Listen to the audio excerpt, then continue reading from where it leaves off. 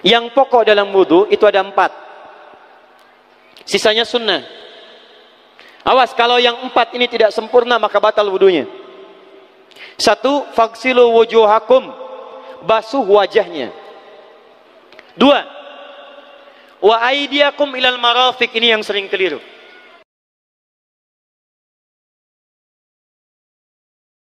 Kalau sholat kamu ingin sempurna maka sempurnakan dulu wudunya. Awas, hati-hati bu ya, bu. Lihat baik-baik. Kata para ahli hadis, kenapa Nabi mengajarkan wudu dulu? Padahal orang ini yang salahnya sholatnya. Kenapa wudunya yang diajarkan? Kata para ahli hadis, ini menunjukkan ada kaitan antara wudu dengan sholat. Kalau orang benar wudunya, pasti benar sholatnya. Kalau orang wudunya salah, akan berdampak pada tidak sempurna sholatnya. Silahkan ibu cek, anak ibu wudunya seperti flash, cepat, kilat. Secepat kilat, itu pasti menunjukkan sholatnya bermasalah. Nah sekarang bagaimana Nabi menunjukkan wudu yang benar? Yuk kita lihat pelan-pelan. Buka Quran surah kelima ayat ke-6, paling kiri sebelah atas. Ayo lihat sini, lihat. Kata Nabi, kalau sholatnya ingin sempurna dimulai dari wudu. Ya ayyuhalladzina amanu, kalimat wudu dibuka dengan kalimat iman. Idza qumtum ila shalah, kalau kamu ingin sempurna dalam menunaikan salat, faghsilu wujuhakum, maka mulai dengan menyempurnakan wudu. Lihat baik-baik, saya tidak bermaksud mengajarkan, hanya mengulang kembali apa yang kita pelajari. Yang pokok dalam wudu itu ada 4. Sisanya sunnah. Awas, kalau yang 4 ini tidak sempurna maka batal wudunya. 1. Faghsilu wujuhakum, basuh wajahnya. Kalau disebutkan wajah dalam bab wudu, itu tidak ada yang lain kecuali bagian tampak muka, gitu ya. Kalau yang punya jenggot, itu termasuk janggutnya di selai-selai. Kalau bapak kalau tidak punya jenggot atau belum punya jenggot, tidak usah maksa. Karena sunnah dalam hadis jenggot itu sunnah merawat, bukan menumbuhkan. Silakan buka tentang babul liha, bab jenggot. Itu hadis-hadis tentang sunnah jenggot, sunnah merawat bagi yang punya jenggot. Tapi yang tidak punya jenggot jangan dipaksakan. Beli arang, sok. Beli timun, tidak usah. Ya, tapi kalau ada jenggot ya silakan rawat dengan baik supaya menampakkan nilai-nilai kemuliaan. Tahan. Sekarang kita mulai. Bagaimana cara berwudu yang baik? Perhatikan baik-baik. Kata Quran faghsilu, membasuh wajah, kalimat Qurannya menggunakan kata ghasala. Ghasala itu ambil airnya, tumpahkan di tempat yang dibasuh. Ambil airnya, tumpahkan di tempat yang dibasuh. Mohon izin, tahan sebentar. Mas, sini mas. Punten ya, yang kan bantosan, kadia sekedap. Sifat wudu cuma ada 3. 1, pakai keran. 2, pakai gayung. 3, air yang mengalir. Ya, seperti di sungai ada air mengalir itu nggak ada masalah. Tapi kalau menggunakan gayung atau semisalnya, Nabi itu diriwayatkan dalam hadis itu sangat menghemat air. Bahkan pernah beliau kemudian berwudu, kalau kita kemudian hitung itu hanya sejumlah pak, seaqua gelas pak, cukup. Atau yang kedua menggunakan keran ya. Kalau sekarang kita ada keran, contoh ini kerannya. Ya. Kerannya agak tinggi sedikit. Nah. Dan kita sesuaikan. Ambil airnya. Misal contoh, ghasala itu bukan ditumpahkan, ambil air, tumpahkan di tempat yang akan dibasuh begini. Yang telunjuk itu kemudian menghapus atau menghilangkan kotoran di sela-sela mata, contoh. Yang jempol menghilangkan kotoran di sela-sela telinga bagian belakang di sini.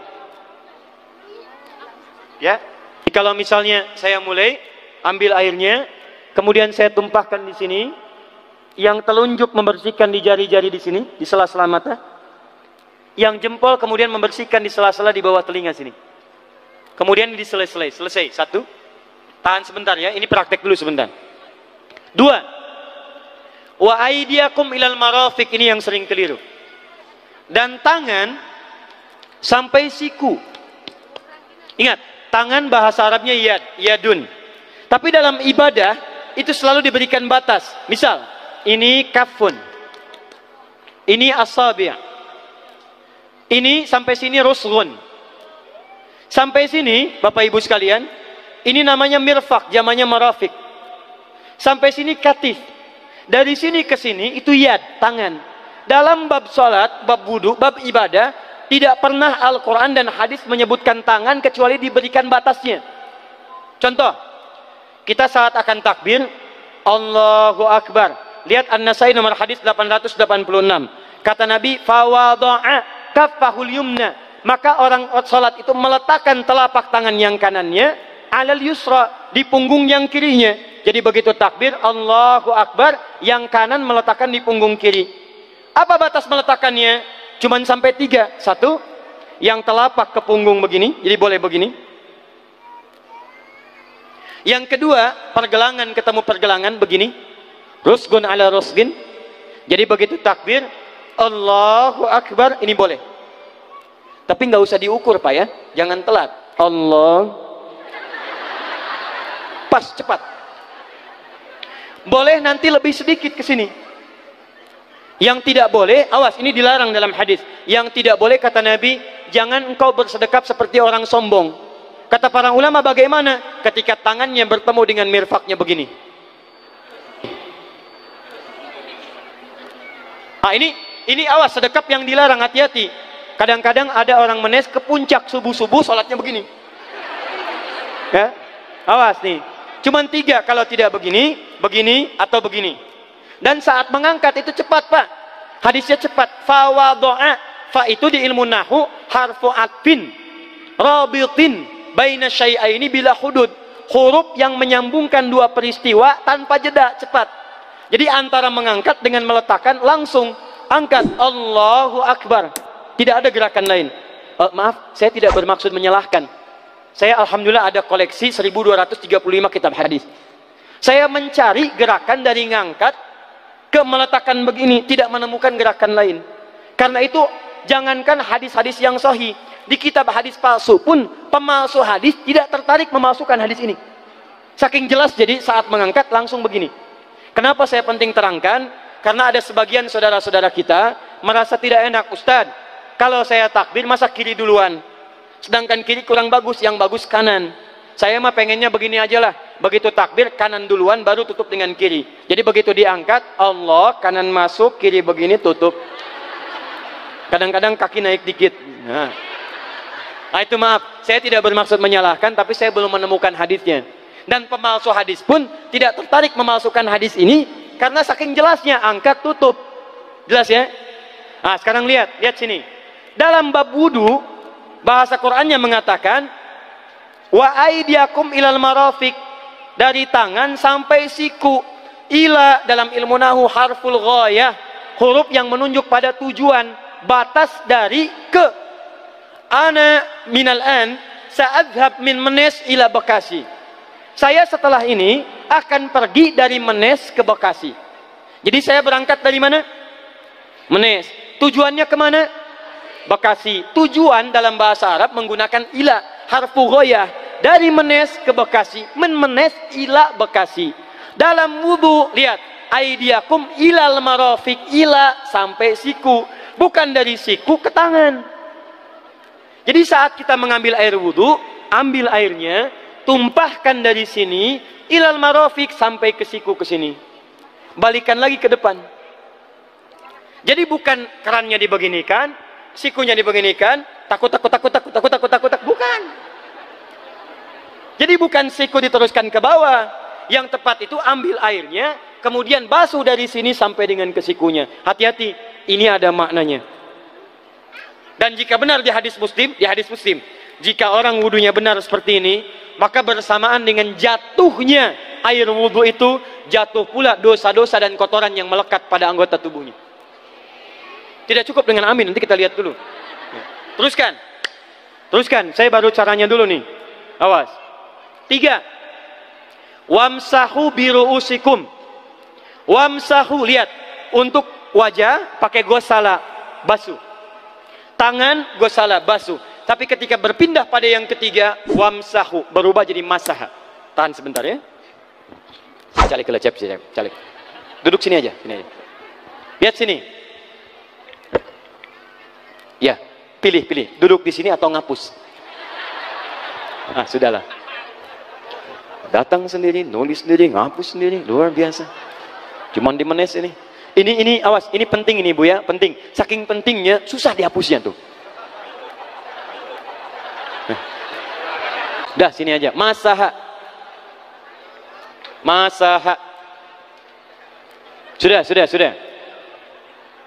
Masaha artinya mengusap. Kalau yang tadi membasuh, kalau masaha mengusap. Jadi yang ketiga ini tidak usah dibasuh. Jangan tumpahkan air di tempatnya, tumpahkan airnya kemudian usap tempatnya. Pertama, wamsahu biru'usikum. Masya Allah, kata Allah, bagian ketiga usap kepalanya. Awas, hati-hati. Tangan selesai pindah kemana? Bukan ke rambut, tapi kepala. Jadi dalam bab wudu yang diusap bukan rambutnya, kepalanya. Itulah keadilan Allah. Kalau yang diusap kepalanya, semua manusia yang hidup pasti punya kepala. Tapi kalau yang diusap rambutnya, ada ketidakadilan karena tidak semua orang punya kepala, punya rambut. Tuh. Nah, sekarang lihat sini. Ketika kita diminta mengusap kepala, bahasanya masaha. Masaha itu begini. Ini saya punten. Bismillah. Ini ya. Ambil airnya, tumpahkan, baru kemudian diusapkan ke kepalanya. Paham ya? Kalau yang gosala, ambil, tumpahkan di tempat yang akan dibasuh. Tapi kalau masaha, hati-hati. Ambil airnya, tumpahkan, baru diusap. Jadi bukan diambil air, tumpahkan di kepala begini. Paham? Ah, tahan sebentar. Dan ini menggunakan huruf ba, Masya Allah. Ba, lihat, wajah tidak pakai ba, tangan tidak pakai ba, tapi khusus untuk kepala pakai ba. Wamsahu bi, huruf ba dalam ilmu nahu. Coba dibuka yang suka ngaji, buka kitab Bughnil Labib an Kutubil A'arib, halaman 29 sampai dengan 59. Di situ ada penjelasan karya Ibnu Hisham Al-Ansari. Ibnu Hisham Al-Ansari. Itu ada penjelasan tentang makna huruf ba. Huruf ba itu punya 14 arti dalam bahasa Arab. Ada ilsaq, ada istighraq, ada muhabah, ada ba li tab'id. Ba li tab'id dibagi dua. Tab'id ma'al hudud wa tab'id bila hudud. Nah, yang ba ini, ba, kenapa pakai ba? Kata para ulama, dari huruf ba yang 14 ini ada 3 makna yang diterapkan dalam ayat wudu. Satu, istighraq. Istighraq itu membasuh keseluruhan. Jadi kalau kita ingin wudu, ambil airnya, tumpahkan, basuh keseluruhan dari depan sampai ke belakang begini. Balikan lagi. Yang kedua, at-tab'id ma'at tahdid. Sebagian tapi dengan batas. Kata Imam Asy-Syafi'i, di mana batasnya? Ubun-ubun. Diboleh kalau kita mau wudu, misalnya ibu tidak bisa membasuh keseluruhan, sedang pakai kerudung misalnya, jilbab nggak bisa dibuka, tempat wudunya terbuka, Anda tinggal ambil air wudu, kemudian tumpahkan sedikit, boleh diusapkan bagian kepala sampai ubun-ubun, sah wudunya. 3, at-tab'id min duni tahdid. Sepanjang disebut bagian kepala, masuk kepala nggak ada batas. Ini kepala bukan? Ini kepala? Ini kepala? Nah, jadi kalau Anda berwudu mengusap bagian kepala, itu sudah sah walaupun bagian tertentu diusap di kepalanya. Kapan ini dipraktikkan? Kata Imam Malik, kata Imam Abu Hanifah, ini dipraktikkan kalau seorang memiliki satu sakit di kepalanya yang tidak memungkinkan dibasuh keseluruhan. Misal, mohon maaf, ya ada orang misalnya, mohon maaf ya, tiba-tiba sedang jalan di kebun, tuh jatuh duren. Bu, anak duren ya, jangan duren yang besar. Tiba-tiba nimpa misalnya. Duren teh bahasa rangatnya kadu, Bu, ya. Kadupak, kaduhung, ya, dan seterusnya. Kadu. Nah, nimpa kepalanya, bocor misalnya. Kemudian dalam bocor itu diperban, kata dokter tidak boleh kena air. Saat bagian kepala yang tidak boleh kena air itu, bukan berarti wudunya kemudian bisa batal atau boleh tayamum karena tidak bisa mengusap kepala. Kata para ulama, boleh dia mengusap bagian kepala yang lain yang tidak terluka. Itulah kenapa Allah memberikan huruf ba di sini untuk kemudahan bagi kita dalam menunaikan wudu. Tapi pastinya yang dibasuh kepalanya bukan rambutnya. Jadi kalau ada laki-laki sudah dandan, sisiran, rapi, tiba-tiba keran dibuka, yang diusap cuma rambutnya, ulak. Nah, itu batal wudunya. Tidak sah. Harus diulang. Terakhir kaki. Kaki dibasuh sampai dengan bagian mata kakinya, dan ini tidak perlu saya terangkan karena mudah bagi kita untuk mempraktekannya. Tapi yang ingin saya jelaskan satu ini saja. Perhatikan baik-baik. Yang 4 ini wajib wudu. Tambahannya sunnah. Niat dimasukkan dalam wajibnya. Lihat sini, kumur-kumur sunnah, telinga sunnah, istinsyak sunnah. Yang 4 ini wajib. Tapi terlepas dari wajib dan sunnahnya, perhatikan baik-baik. Kenapa ini disebut dengan wudu? Dan hebatnya Al-Quran mengistilahkannya dengan toharah. Toharah. Apa itu toharah? Apa itu suci? Toharah. Apa itu toharah? Suci. Apa itu suci? Toharah. Ada toharah, ada nadhafah, itu beda. Kalau nadhafah, bersih luarnya, tapi belum tentu bersih dalamnya. Bisa jadi luarnya bersih tapi dalamnya najis. Misal, hewan yang paling najis apa? Yang haram. Misal hewan tadi itu, hewan babi misalnya, misal dibersihkan, dimandikan, disisir sampai bersih. Bersih tidak? Bersih, bersih. Tapi halal tidak? Suci tidak?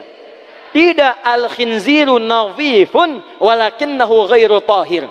Babinya bisa bersih tapi tetap tidak halal, tidak suci dia, tetap haram, tetap najis. Paham?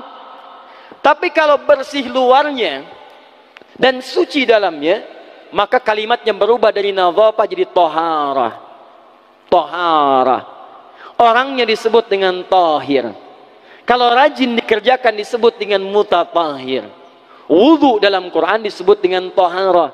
Seakan-akan memberikan pesan, maaf, orang yang wudu itu bukan hanya bersih fisik luarnya saja. Jadi kalau orang wudunya bersih, bukan cuma wajahnya yang bersih. Kalau wudunya benar, bukan kotoran di tangan saja yang hilang. Tapi mohon maaf, fisik dalamnya itu ikut suci. Fungsi tangannya jadi bersih, fungsi wajahnya jadi bagus, fungsi lisannya jadi bagus.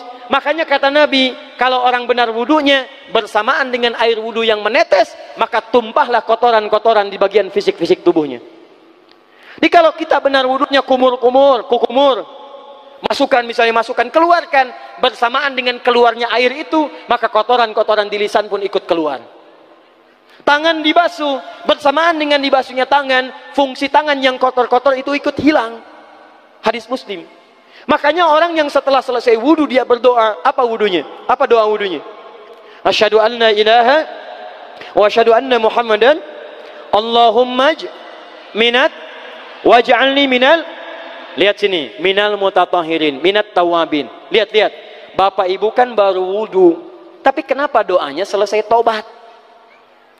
Allahumma ja'alni minat tawabin. Ya Allah, jadikan saya termasuk orang taubat. Kita kan baru wudu, kenapa doanya baru selesai tobat? Sedangkan tobat itu mengakui kesalahan, menyesali kesalahan, dan berjanji meninggalkan yang salah, mengganti dengan yang baik-baik. Makanya kalau orang wudunya benar itu, begitu dia kumur-kumur, dia ingat kesalahan apa yang dikerjakan oleh lisan ini. Jadi begitu kemudian ditumpahkan airnya, hilang kotorannya.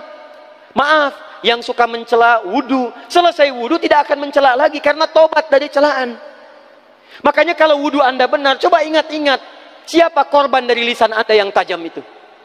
Apakah ibu Anda yang pernah menangis karena lisan Anda? Apakah ayah Anda yang kecewa karena kalimat-kalimat Anda?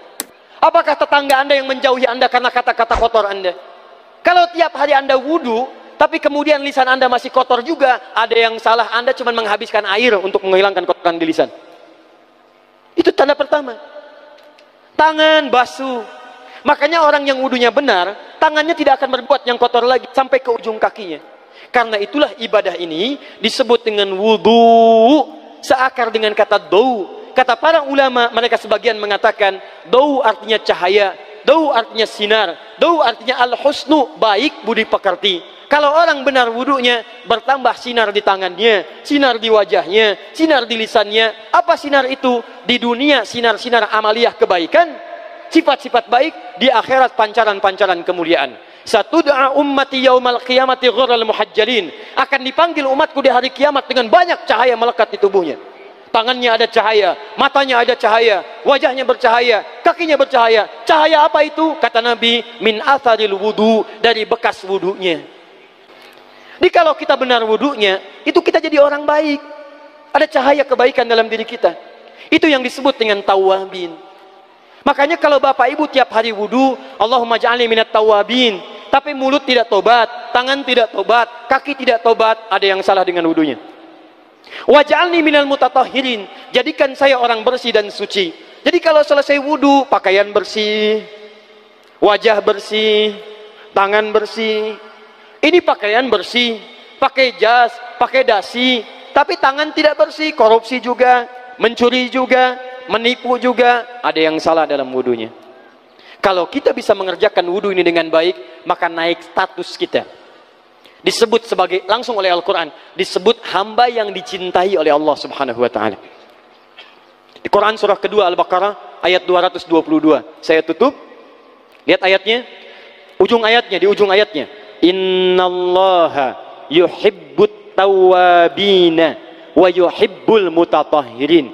Sungguh Allah akan sangat mencintai orang-orang yang tobat dan orang-orang yang terbiasa untuk bersuci. Kita selesai wudu mengatakan Allahumma ja'alni minat tawabin waj'alni minal mutatahhirin. Dijawab oleh Allah, innallaha yuhibbut tawabin wa yuhibbul mutatahhirin. Karena itulah orang yang rajin wudu adalah orang-orang yang dicintai oleh Allah subhanahu wa ta'ala. Jadi kalau bapak ibu, maaf ya, sekarang cek, kalau batal wudu pengen wudu lagi. Tidak hanya saat sholat, sekarang batal wudu ingin wudu, batal wudu ingin wudu. Itu tandanya bapak ibu sedang mendapatkan cinta dari Allah subhanahu wa ta'ala. Tapi hakikat cintanya bukan pada wudunya, tapi berubahlah orang itu menjadi baik dan dekat dengan Allah subhanahu wa ta'ala.